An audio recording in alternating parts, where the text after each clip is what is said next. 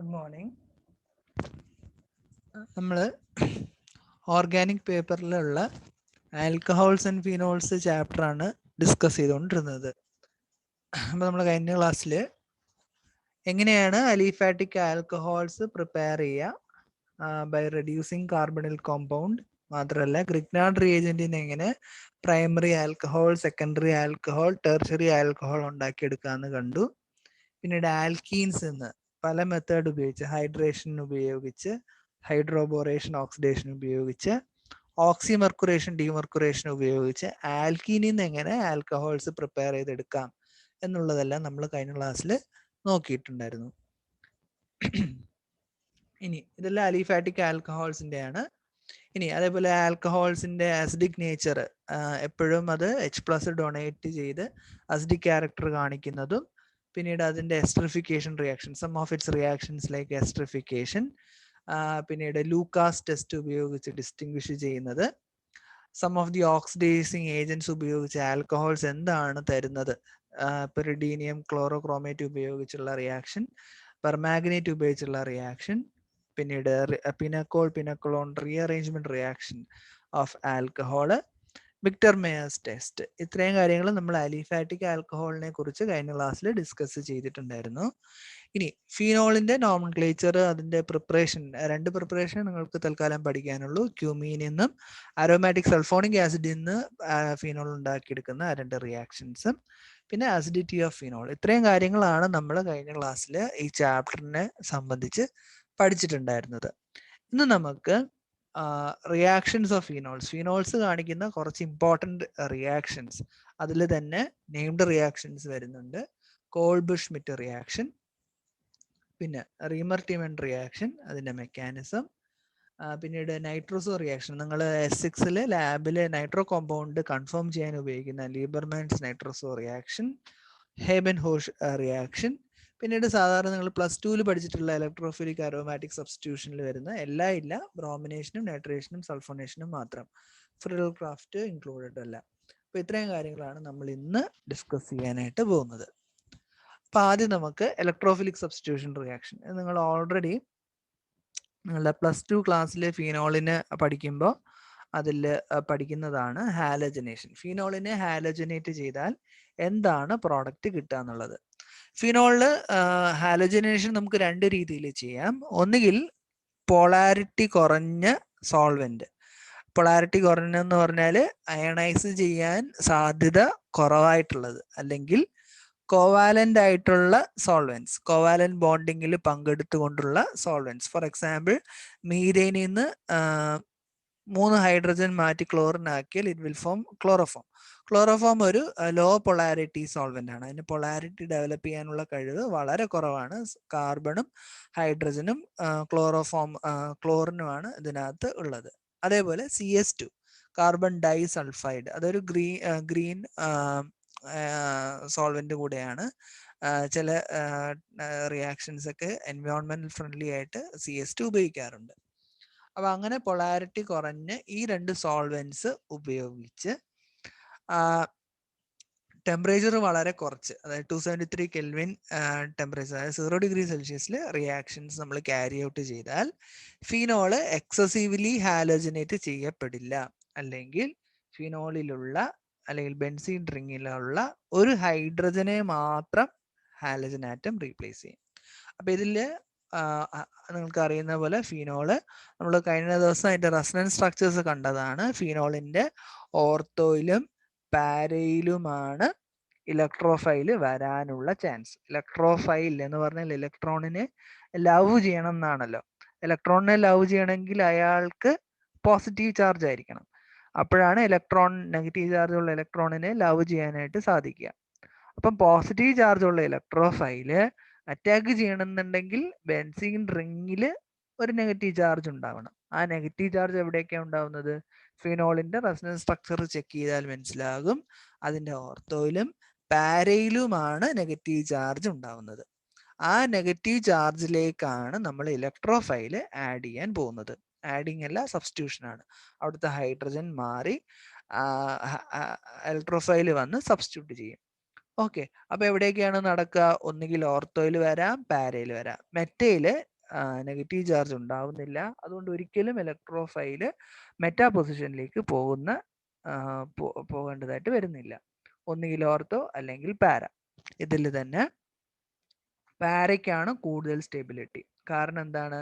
ഈ രണ്ട് ഗ്രൂപ്പും ഫാർ അപ്പാർട്ടായിട്ടാണ് ഇരിക്കുന്നത്. ഓർത്തോയിൽ വരാം, പാരയിലും വരാം. ഓക്കെ, ലോ ടെമ്പറേച്ചറിൽ ലോ പൊളാരിറ്റി സോൾവെന്റ് ഉപയോഗിച്ച് ഫിനോളിനെ ഹാലോജനേറ്റ് ചെയ്താൽ ഓർത്തോ പ്രോഡക്റ്റും കിട്ടാം, പാരാ പ്രോഡക്റ്റും കിട്ടാം.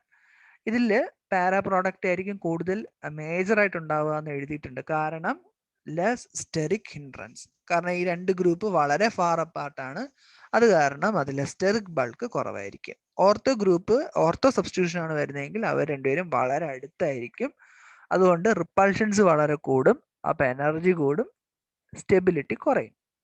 അപ്പം ഓർത്തോ മൈനർ പ്രോഡക്റ്റും പാരാ പ്രോഡക്റ്റ് മേജർ പ്രോഡക്റ്റുമായിട്ടാണ് ഹാലജനേഷനിൽ റിയാക്ഷൻ നടക്കുന്നത്. ഇനി എൻ്റെ മെക്കാനിസം എങ്ങനെയാണ്? മെക്കാനിസം OH ആണ്. OHൽ നിങ്ങൾക്ക് അറിയുന്ന പോലെ ഓക്സിജൻ ഇലക്ട്രോനെഗറ്റീവ് ആണ്. So it will carry a slight negative charge. Hydrogen അതിൻ്റെ ഫലമായിട്ട് ചെറിയൊരു പോസിറ്റീവ് ചാർജും കിട്ടും. ഇനി ബ്രോമിൻ ആറ്റം Br2 ആണ് ആഡ് ചെയ്യുന്നത്. Br2 എന്ത് ചെയ്യും? Br2ൽ തന്നെ ഇലക്ട്രോഫൈലും ന്യൂക്ലിയോഫൈലും ഉണ്ടാവാനുള്ള കഴിവുണ്ട്.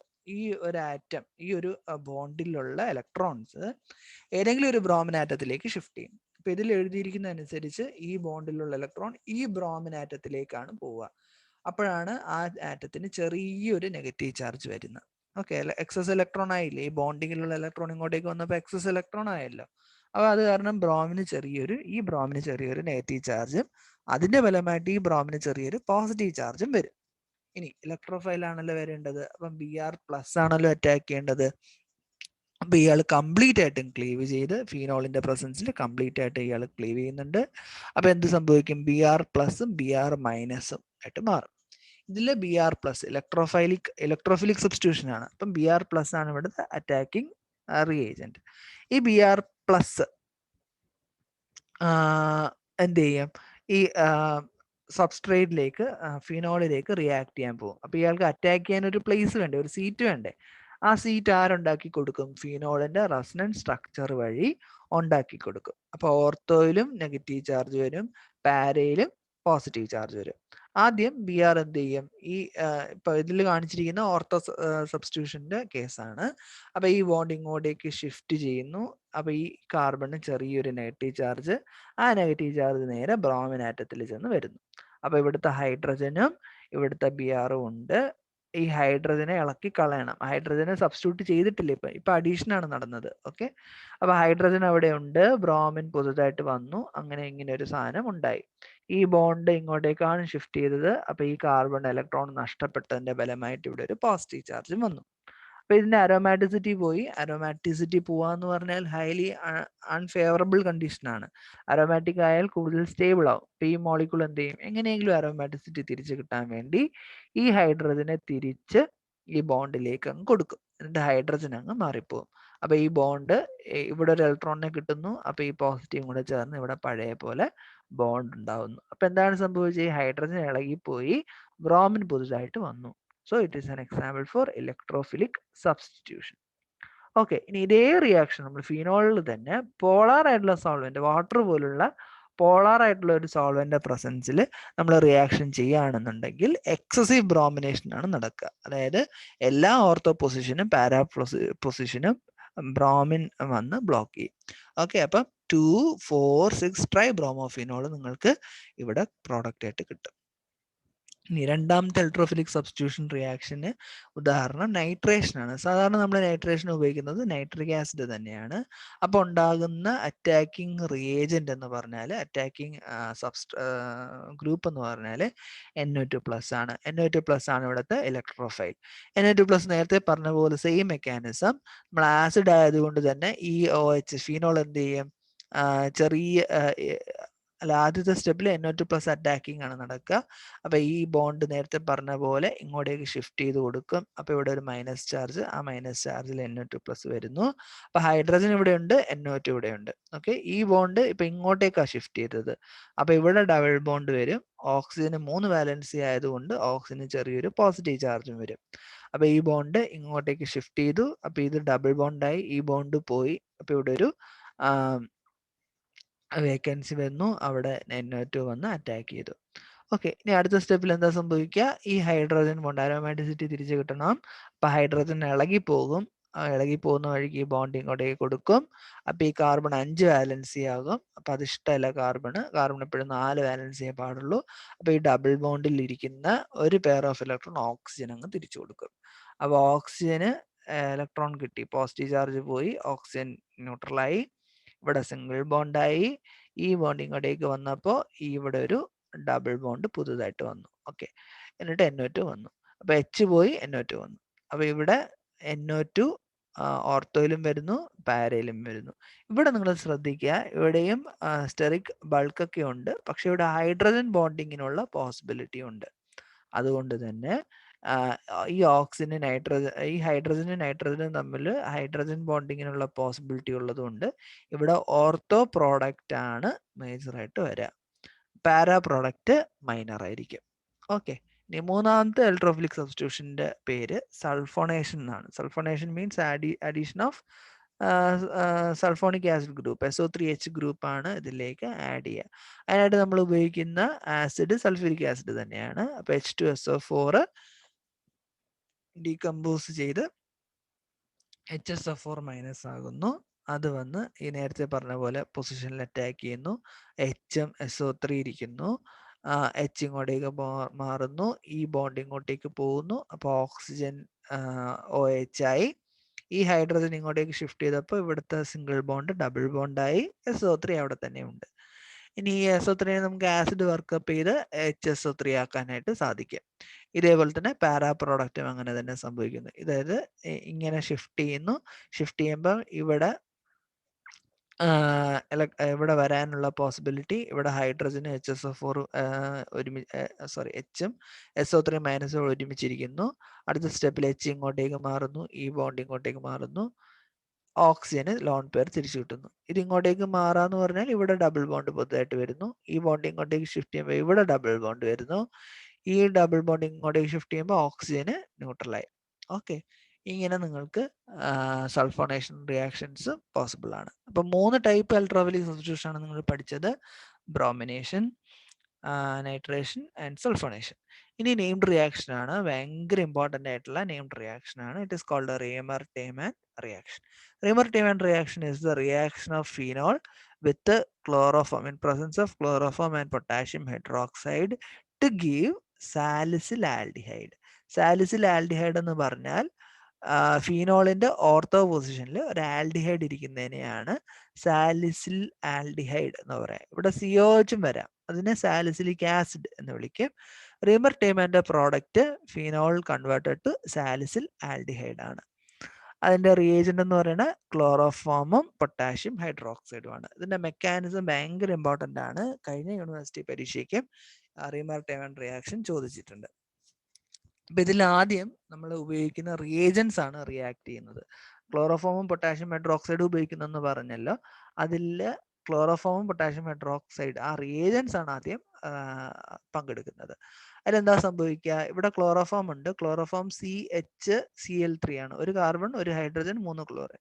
അതിലൊരു ബേസിന്റെ പ്രസൻസിൽ റിയാക്ട് ചെയ്യുമ്പം എന്ത് ചെയ്യും? ബേസ് എന്താ ചെയ്യുക? പ്രോട്ടോണിനെ അബ്സ്ട്രാക്ട് ചെയ്യും. പ്രോട്ടോണിനെ അബ്സ്ട്രാക്ട് ചെയ്യാന്ന് പറഞ്ഞാൽ പ്രോട്ടോണിനെ എടുത്തോട്ട് അങ്ങ് പോകും. H+നെ എടുത്തിട്ട് പോകും.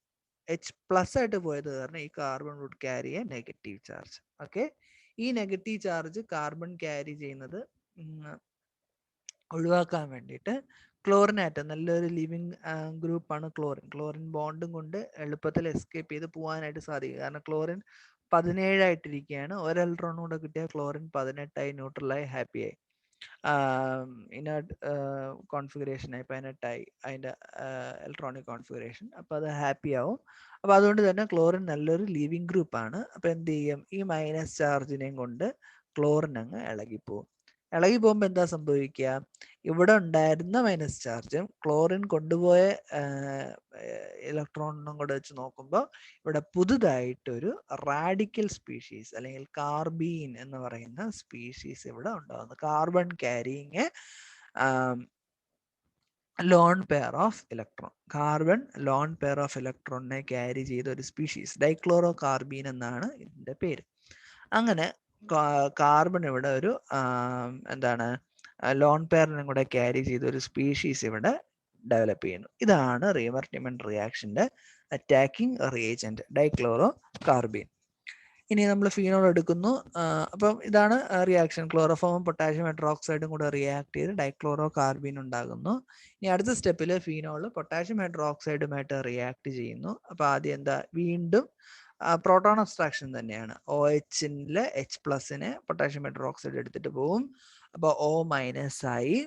ആ O- കൗണ്ടർ ബാലൻസ് ചെയ്യാൻ ഇവിടുന്ന് K+ പോവും. ഇവിടുത്തെ OH ഇവിടുത്തെ H കൂടെ വാട്ടറായി പോയി. ബാക്കിയുള്ളത് O- K+ ആണ്. ഓക്കെ, അതോടെ കാണിച്ചിട്ടില്ല K+. ഓക്കെ, ഇനി അടുത്ത സ്റ്റെപ്പിലാണ് ഡൈക്ലോറോ കാർബിൻ അറ്റാക്ക് ചെയ്യാനായിട്ട് വരുന്നത്. ഡൈക്ലോറോ കാർബിൻ അറ്റാക്ക് ചെയ്യാൻ സീറ്റ് ആണല്ലോ. ആ സീറ്റ് ആരുണ്ടാക്കി കൊടുക്കും? ഫിനോക്സൈഡ് അയോൺ ഉണ്ടാക്കി കൊടുക്കും. ഈ മൈനസ് ചാർജ് ഇങ്ങോട്ടേക്ക് ഷിഫ്റ്റ് ചെയ്യും. ഓക്കെ, അപ്പൊ ഈ ബോണ്ട് ഇങ്ങോട്ടേക്ക് ഷിഫ്റ്റ് ചെയ്താൽ ഇവിടെ ഒരു മൈനസ് ചാർജ് വരുമല്ലോ. ആ മൈനസ് ചാർജിന് കാർബണിൽ ചെന്ന് അറ്റാക്ക് ചെയ്യാം. അപ്പൊ അങ്ങനെ ഷിഫ്റ്റ് ചെയ്ത് ഈ മൈനസ് ഇങ്ങോട്ടേക്ക് വരുമ്പോൾ ഇവിടെ ഒരു പുതുതായിട്ട് ഡബിൾ ബോണ്ട്, ഈ ബോണ്ട് ഇങ്ങോട്ടേക്ക് ഷിഫ്റ്റ് ചെയ്തിട്ട് ഇങ്ങോട്ട് ഈ കാർബൺ ഡൈക്ലോറോ കാർബിനെ അറ്റാക്ക് ചെയ്തു. അപ്പം ഈ കാർബൺ ടു കാർബൺ ഒരു പുതിയതായിട്ട് ഒരു ബോണ്ട് ഫോം ചെയ്യും. ഓക്കെ, അതാണ് ഈ കാർബൺ ടു കാർബൺ ബോണ്ട്. പിന്നെ 2 ക്ലോറിൻ ആറ്റം ക്യാരിങ് ഒരു ഇലക്ട്രോൺ പോയി. അപ്പോൾ അത് നെഗറ്റീവ് ചാർജ്. ഒരു ബോണ്ട് ഇവിടെ ബോണ്ടിങ്ങിന് ഉപയോഗിച്ചല്ലോ, ബാക്കി ഇനി ഒരു ഇലക്ട്രോണേ ഉള്ളൂ. അതാണ് മൈനസ് ചാർജ് ആയിട്ട് വന്നിരിക്കുന്നത്. ഓക്കെ, അപ്പൊ എന്താണ് ഇവിടെ സംഭവിച്ചത്? Phenoxide ion gets attacked by dichloro carbene. O- ഇങ്ങോട്ടേക്ക് ഷിഫ്റ്റ് ചെയ്ത് ഡബിൾ ബോണ്ടായി. ഈ ബോണ്ട് ഇങ്ങോട്ടേക്ക് ഷിഫ്റ്റ് ചെയ്ത് ഇങ്ങോട്ടേക്ക് അറ്റാക്ക് ചെയ്തു. അപ്പൊ ഈ കാർബണും തമ്മിൽ പുതുതായിട്ട് ഒരു bond using 1 electron in this lone pair. ബാക്കിയുള്ള ഒരു ഇലക്ട്രോൺ ക്യാരി ചെയ്യുന്ന നെഗറ്റീവ് ചാർജ് ഇവിടെ തന്നെ ഉണ്ട്. ഇനി അടുത്ത സ്റ്റെപ്പിൽ എന്താ സംഭവിക്കുന്നത് എന്ന് പറഞ്ഞാൽ, ഇവിടെ ഈ ഹൈഡ്രജൻ ഉണ്ടല്ലോ, ഈ മൈനസ് ചാർജിലേക്ക് ഈ ഹൈഡ്രജൻ ഇയാൾ എടുക്കും. ഓക്കെ, അപ്പൊ ഈ ഹൈഡ്രജൻ എന്ത് സംഭവിക്കും? H+ ആയിട്ട് ഇങ്ങോട്ടേക്ക് ഷിഫ്റ്റ് ചെയ്യും. അപ്പൊ ഇവിടെ Cl connected to hydrogen atom. ഈ ബോണ്ട് ഇങ്ങോട്ടേക്ക് മാറി. അപ്പൊ ഇവിടെ പുതുതായിട്ട് ഒരു ഡബിൾ ബോണ്ട്. അപ്പൊ ഈ കാർബൺ ആറ്റം ഓൾറെഡി 4 വാലൻസിയിൽ ഇരിക്കുന്ന കാർബൺ ആറ്റം ആണ്. ഈ ബോണ്ട് ഇങ്ങോട്ടേക്ക് വരുമ്പോൾ ഈ കാർബൺ 5 വാലൻസി ആവും. അപ്പൊ അത് കാർബൺ അത്ര ഇഷ്ടമല്ലാത്തത് കൊണ്ട് കാർബൺ എന്ത് ചെയ്യും? ഇലക്ട്രോനെഗറ്റീവ് ആയിട്ടുള്ള ആറ്റമായിട്ടുള്ള ഓക്സിജനിലേക്ക് ഈ ബോണ്ട് അങ്ങോട്ടേക്ക് ഷിഫ്റ്റ് ചെയ്ത് കൊടുക്കും. അപ്പൊ ഈ oxygen would carry a negative charge. അപ്പൊ ഇവിടെ ഹൈഡ്രജൻ അബ്സ്ട്രാക്ഷൻ നടന്നു, പുതുതായി അരോമാറ്റിസിറ്റി റീഗെയിൻ ചെയ്തു, O- ഉണ്ടായി. ഓക്കെ, ഇനി ഈ ഇത് പൊട്ടാഷ്യം ഹൈഡ്രോക്സൈഡുമായിട്ട് റിയാക്ട് ചെയ്യുന്നു. പൊട്ടാഷ്യം ഹൈഡ്രോക്സൈഡുമായിട്ട് റിയാക്ട് ചെയ്യുമ്പോൾ ഇവിടെ സംഭവിക്കുന്നത്, ഇതിനകത്തുള്ള OH- ഇവിടത്തുള്ള ഒരു ക്ലോറിൻ ആറ്റത്തിനെ അങ്ങ് റീപ്ലേസ് ചെയ്യും. മനസ്സിലായോ? ഇവിടുത്തെ ഈ ഒരു ക്ലോറിൻ ആറ്റം ഉണ്ടല്ലോ, ആ ക്ലോറിൻ ആറ്റത്തിന് പൊട്ടാഷ്യം ഹൈഡ്രോക്സൈഡ് സബ്സ്റ്റിറ്റ്യൂട്ട് ചെയ്യും. അപ്പൊ KCl ആയിട്ട് പോകും, ബാക്കിയുള്ള OH ഇവിടെ അറ്റാക്ക് ചെയ്യും. ഓക്കെ, ഇനി എന്താ സംഭവിക്കുക? ഇവിടെ ഫിനോക്സൈഡ് അയോൺ ഇവിടെ തന്നെ ഇരിപ്പുണ്ട്. അപ്പൊ ഫിനോക്സൈഡ് അയോണിന്റെ ഇമ്മീഡിയറ്റ് വിസിനിറ്റിയിൽ ഒരു ഹൈഡ്രജൻ ആറ്റം വന്നു. അപ്പൊ അയാൾക്ക് അതൊരു താല്പര്യമായി. O- എന്ത് ചെയ്യും? H+നെ വിളിക്കും. അപ്പൊ ഈ ബോണ്ട് ഇങ്ങോട്ടേക്ക് ഷിഫ്റ്റ് ചെയ്യും. ക്ലോറിൻ നേരത്തെ പോലെ ലീവ് ചെയ്ത് പോകും. മനസ്സിലായോ? O- ഹൈഡ്രജനെ അബ്സ്ട്രാക്ട് ചെയ്യും. അപ്പൊ OH പുതുതായിട്ട് ഇവിടെ ഉണ്ടായി. ഓക്കെ, അടുത്ത സ്റ്റെപ്പിൽ ഈ H+ ആയിട്ടാണല്ലോ പോയത്. അപ്പൊ ഈ ബോണ്ട് ഈ ഓക്സിജനിലേക്ക് ഷിഫ്റ്റ് ചെയ്തിട്ടാണ് H+ പോയത്. ഇവിടെ പുതുതായിട്ട് ഒരു ഡബിൾ ബോണ്ട് പുതുതായിട്ട് ഫോം ചെയ്യും. അപ്പൊ ഡബിൾ ബോണ്ട് ഇവിടെ ഫോം ചെയ്താൽ ഈ കാർബൺ ആറ്റത്തിന്റെ വാലൻസി 5 ആയി പോകുമല്ലോ. അപ്പൊ അത് കാരണം എന്ത് ചെയ്യും? കാർബൺ ഒരു എളുപ്പത്തിൽ കളയാൻ പറ്റുന്ന ക്ലോറിൻ ആറ്റത്തിനെ അങ്ങ് എടുത്ത് കളയും. അപ്പൊ ഇവിടെ C ഡബിൾ ബോണ്ട് H പുതുതായിട്ടുണ്ടായി. ഇതാണ് റേമർ-ടിമൻ റിയാക്ഷൻ. അപ്പൊ ആദ്യത്തെ സ്റ്റെപ്പിനകത്ത് ക്ലോറോഫോമും പൊട്ടാഷ്യം ഹൈഡ്രോക്സൈഡും റിയാക്ട് ചെയ്ത് carbon carrying a lone pair called dichloro carbene ഉണ്ടായി. രണ്ടാമത്തെ സ്റ്റെപ്പില് ഫീനോള് പൊട്ടാഷ്യം ഹൈഡ്രോക്സൈഡ് ആയിട്ട് റിയാക്ട് ചെയ്ത് phenoxide followed by attack of dichloro carbene. പിന്നെ റീഅറേഞ്ച്മെന്റ് നടന്ന് പൊട്ടാഷ്യം ഹൈഡ്രോക്സൈഡിന്റെ അറ്റാക്ക് നടന്ന് ലാസ്റ്റ് സ്റ്റെപ്പില് സാലിസിൽ ആൽഡിഹൈഡ് പുതുതായിട്ട് ഉണ്ടാവും. ഇതാണ് റേമർ-ടിമൻ റിയാക്ഷൻ. ഭയങ്കര ഇമ്പോർട്ടൻ്റ് ആയിട്ടുള്ള റിയാക്ഷൻ ആണ്. അടുത്തൊരു നെയിംഡ് റിയാക്ഷൻ ആണ് Kolbe Schmitt reaction. Kolb-Schmitt reaction is otherwise called carboxylation reaction. Carboxylation എന്ന് പറഞ്ഞാൽ CO2നെ ഇൻക്ലൂഡ് ചെയ്യുന്ന അല്ലെങ്കിൽ ആഡ് ചെയ്യുന്ന റിയാക്ഷൻ ആണ് കാർബോക്സിലേഷൻ റിയാക്ഷൻ. ഇതിൽ നടക്കുന്നത് വേറൊന്നുമില്ല. ഫിനോളിനെ കാർബൺ ഡൈ ഓക്സൈഡും സോഡിയം ഹൈഡ്രോക്സൈഡിന്റെയും പ്രസൻസിൽ ഹീറ്റ് ചെയ്യുമ്പം ആദ്യം സോഡിയം ഈ OHനെ ONA ആയിട്ട് മാറും. ഇവിടുത്തെ ഹൈഡ്രജനും ഇവിടുത്തെ OHും കൂടെ വാട്ടർ ആയിട്ട് പോകും. ബാക്കിയുള്ള O മൈനസ് Na+ ഉണ്ടാവും. ഫോളോഡ് ബൈ സെക്കൻഡ് സ്റ്റെപ്പിലാണ് CO2 ആഡ് ചെയ്യുക. അപ്പോൾ ഇവിടെ O മൈനസ് Na+ ആദ്യമേ ഉണ്ടായി. അടുത്ത സ്റ്റെപ്പിൽ CO2 ആഡ് ചെയ്യുമ്പം ഇതിന്റെ ഓർത്തോ പൊസിഷനിൽ COONA ആഡ് ചെയ്യും. C ഡബിൾ ബോണ്ടോ, CO2 ആണല്ലോ ആഡ് ചെയ്തത്, C ഡബിൾ ബോണ്ടോ ആണ് ആഡ് ചെയ്തത്. അതിവിടെ ഈ ഓർത്തോ പൊസിഷനിൽ അറ്റാക്ക് ചെയ്യും. COONA ഫ്രം ദിസ് NaOH എന്നുള്ള സോഡിയം അതിവിടെ വന്ന് അറ്റാക്ക് ചെയ്യും. അപ്പം COONAയും ONAയും ഉണ്ടാവും. Followed by acid workup. അപ്പോൾ ഇതിനകത്തുള്ള സോഡിയം എല്ലാം മാറി ഹൈഡ്രജൻ ആവും. ഇവിടുത്തെ H ആവും, ഇവിടുത്തെ H ആവും. So this is called salicylic acid. അപ്പോൾ റീമർ ടൈമൺ റിയാക്ഷനിൽ ഫീനോളിനെ ക്ലോറോഫോമും പൊട്ടാഷ്യം ഹൈഡ്രോക്സൈഡും വെച്ച് റിയാക്ട് ചെയ്താൽ സാലിസിൽ ആൽഡിഹൈഡ് കിട്ടുമെങ്കിൽ കോൾബ് ഷ്മിറ്റ് റിയാക്ഷനിൽ ഫീനോളിനെ കാർബൺ ഡൈ ഓക്സൈഡും സോഡിയം ഹൈഡ്രോക്സൈഡും വെച്ച് റിയാക്ട് ചെയ്തതിന് ശേഷം സൾഫ്യൂരിക് ആസിഡ് വെച്ച് റിയാക്ട് ചെയ്താൽ you will get salicylic acid. അതാണ് രണ്ടും തമ്മിലുള്ള വ്യത്യാസം. ഇത് ഭയങ്കര സിന്തറ്റിക്കലി ഇമ്പോർട്ടൻ്റ് ആയിട്ടുള്ള ഒരു റിയാക്ഷൻ ആണ്. കാരണം സാലിസിലിക് ആസിഡ് പല കെമിക്കൽ ഉണ്ടാക്കാൻ ഉപയോഗിക്കുന്നുണ്ട്. എസ്പെഷ്യലി ആസ്പിരിൻ ഉണ്ടാക്കാൻ നമ്മൾ സാലിസിലിക് ആസിഡ് ആണ് ഉപയോഗിക്കുക. അതുകൊണ്ട് ഇത് സിന്തറ്റിക്കലി ഇമ്പോർട്ടൻ്റ് ആയിട്ടുള്ള ഒരു റിയാക്ഷൻ ആണ്. ഇനി അടുത്ത വേറൊരു റിയാക്ഷൻ ഓഫ് ഫിനോൾ എന്ന് പറയുന്നത് ലീബർമാനിന്റെ നൈട്രോസോ റിയാക്ഷൻ ആണ്. നൈട്രോസോ എന്ന് പറഞ്ഞാൽ NO ആണ്. NO ഉണ്ടാകുന്നത് കൊണ്ട് തന്നെയാണ് ഇതിനെ നൈട്രോസോ റിയാക്ഷൻ എന്ന് പറയുന്നത്. ഇതൊരു കളർ റിയാക്ഷൻ ആണ്. അതുകൊണ്ട് തന്നെ നമ്മുടെ ലാബിൽ ഫിനോൾ കിട്ടിയാൽ കൺഫേം ചെയ്യാനായിട്ട് ലീബർമാൻസ് നൈട്രോസോ റിയാക്ഷൻ ഉപയോഗിക്കാറുണ്ട്. Which you will do in the 6th sem practical. അപ്പം C6H5OH ഫീനോളിനെ, ഇതാണ് റിയാക്ഷൻ്റെ ഗ്ലാൻസ് എന്ന് പറയുന്നത്. ഫീനോളിനെ സോഡിയം നൈട്രൈറ്റും വാട്ടറിൻ്റെ പ്രസൻസിൽ റിയാക്ട് ചെയ്യുമ്പം റെഡ് കളർ കിട്ടുന്നു. അതിനെ ആൽക്കലൈനിൻ്റെ പ്രസൻസിലാക്കുമ്പോൾ അത് ബ്ലൂ കളറിലേക്ക് മാറുന്നു. അപ്പോൾ റെഡ് കളർ കിട്ടും. ആദ്യം സോഡിയം നൈട്രൈറ്റും വെച്ച് റിയാക്ട് ചെയ്യുമ്പം ഫസ്റ്റ് റെഡ് കളർ കിട്ടുന്നു. പിന്നീട് അതിനെ ബേസ് ആഡ് ചെയ്ത് NaOH പെല്ലറ്റ് ആഡ് ചെയ്ത് ബേസിക് ആക്കുമ്പോൾ U will get blue colouration. Okay, അതെങ്ങനെയാണ് ആ റിയാക്ഷൻ നടക്കുന്നത് നോക്കാം. ഫീനോളും സോഡിയം നൈട്രൈറ്റ് എല്ലാം വിത്ത് ഇൻ ആസിഡ് മീഡിയം ആണ് ഡൈലൂട്ട് H2SO4 റിയാക്ട് ചെയ്യുമ്പം ഫീനോളിന്റെ പാരാ പൊസിഷനിൽ നൈട്രോസോ കോമ്പൗണ്ട് പുതുതായിട്ട് വരും. N ഡബിൾ ബോണ്ട് O എന്ന് പറയുന്ന ഫോമിലേക്ക് വരും. ഇത് പിന്നീട് ടോട്ടോമറൈസ് ചെയ്ത് ഈ ഹൈഡ്രജൻ എന്ത് ചെയ്യും, ഈ റിങ് വഴി ഈ Nൽ സിംഗിൾ ബോണ്ട് OHലേക്ക് മാറും. ഇത് N ഡബിൾ ബോണ്ട് O ആണ്. ആ ഡബിൾ ബോണ്ട് O മാറി N സിംഗിൾ ബോണ്ട് OHലേക്ക് മാറും. അപ്പൊ ഇതിന്റെ അരോമാറ്റിസിറ്റി മാറും. ഓക്കെ, ഈ ഹൈഡ്രജൻ ഇങ്ങോട്ടേക്ക് ഷിഫ്റ്റ് ചെയ്ത് ഈ ബോണ്ട് ഇങ്ങോട്ടേക്ക് ഷിഫ്റ്റ് ചെയ്ത് ഈ ബോണ്ട് ഇങ്ങോട്ടേക്ക് ഷിഫ്റ്റ് ചെയ്ത് ഈ ബോണ്ട് ഇങ്ങോട്ടേക്ക് ഷിഫ്റ്റ് ചെയ്യുമ്പോഴാണ് ഇവിടെ മൈനസ് ചാർജ് വരിക. ഇങ്ങനെയാണ് ഈ ഹൈഡ്രജൻ H+ ആയിട്ട് മാറും.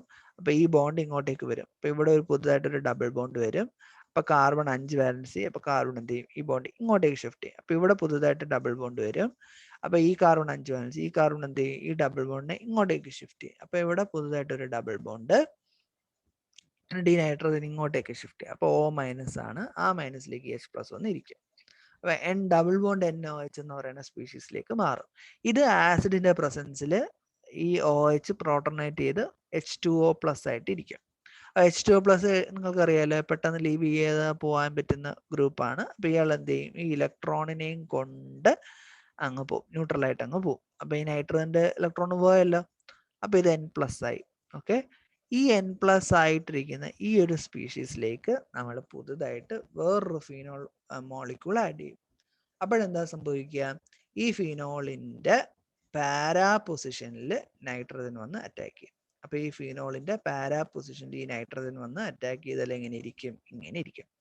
OH അതിന്റെ പാരാ പൊസിഷനിൽ N double bond quinoid form double bond. ഇതിനെയാണ് ഇൻഡോഫിനോൾ എന്ന് പറയുന്നത്, which is in red colour. ഇത് പൊട്ടാഷ്യം ഹൈഡ്രോക്സൈഡിന്റെ പ്രസൻസിലോ സോഡിയം ഹൈഡ്രോക്സൈഡിന്റെ പ്രസൻസിലോ, അതായത് ബേസിക് മീഡിയത്തിനകത്ത് ഇതിൽ ചെറിയൊരു റീഅറേഞ്ച്മെന്റ് നടക്കും. ഈ OH മാറി, റീഅറേഞ്ച്മെന്റിൽ ചെറിയൊരു റിയാക്ഷൻ നടക്കും. OH മാറി O മെറ്റൽ ആറ്റം വരും. ഇവിടെ NaOH ആണെങ്കിൽ O- Na+ വരും. KOH ആണെങ്കിൽ O- K+ വരും.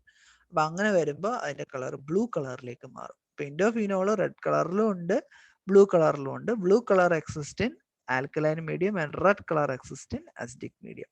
അപ്പോൾ ഇതൊരു വിഷ്വൽ റിയാക്ഷൻ ആണ്. ഈ റിയാക്ഷൻ വെച്ചിട്ട് നിങ്ങൾ റിയാക്ഷൻ ചെയ്താൽ നിങ്ങൾക്ക് ഫീനോൾ ആണോ കിട്ടിയെന്ന് കൺഫേം ചെയ്യാനായിട്ട് പറ്റും. This called Liebermann's net reaction. Okay, ഈ സ്ലൈഡ് ഞാൻ കഴിഞ്ഞ ക്ലാസ്സിൽ പറഞ്ഞതാണ്. അപ്പോൾ ഇത്രയും കാര്യങ്ങളാണ് നമ്മളിന്ന് നോക്കിയിട്ടുണ്ടായിരുന്നത് ഫീനോളിൻ്റെ റിയാക്ഷൻസ്. അതിൽ തന്നെ വരുന്ന ഇലക്ട്രോഫിലിക് അരോമാറ്റിക് സബ്സ്റ്റിറ്റ്യൂഷനിൽ വരുന്ന ബ്രോമിനേഷൻ, നൈട്രേഷൻ, സൾഫോണേഷൻ, പിന്നെ കോൾബ് ഷ്മിറ്റിൽ otherwise called carboxylation reaction for the preparation of salicylic acid, Reimer Tiemann reaction for the preparation of salicylic aldehyde using chloroform and potassium hydroxide. അവിടുത്തെ intermediate എന്ന് പറയുന്നത് dichloro carbene ആണ്. പിന്നീടുള്ളത് Liebermann's nitroso reaction. Liebermann's nitroso reaction എന്ന് പറയുന്നത് NO form ചെയ്യുന്ന reaction ആണ്. അതൊരു വിഷ്വൽ റിയാക്ഷൻ ആയതുകൊണ്ട് തന്നെ ആസിഡ് മീഡിയത്തിനകത്ത് റെഡ് കളറും ബേസിക് മീഡിയത്തിനകത്ത് ബ്ലൂ കളറും നിങ്ങൾ ചെയ്യുമ്പോൾ കിട്ടുകയാണെങ്കിൽ you can confirm that your starting material was phenol. അപ്പോൾ ഇതാണ് ഒരു റിയാക്ഷൻ. ഇനി പഠിക്കാനുള്ളത് ഹേവൻ ഹോഷ് റിയാക്ഷനും ഫിനോഫ്തലിൻ്റെ കുറച്ച് കാര്യങ്ങളുമാണ്. അത് നമുക്ക് അടുത്ത ക്ലാസ്സിൽ ഡിസ്കസ് ചെയ്യാം. ഓക്കെ, അപ്പോൾ ഇത്രയും കാര്യങ്ങൾ വായിച്ചു നോക്കുക, പഠിക്കുക. എന്തെങ്കിലും സംശയം ഉണ്ടെങ്കിൽ വാട്സാപ്പിൽ മെസ്സേജ് ചെയ്യാം. ഓക്കെ, ശരി, താങ്ക് യു.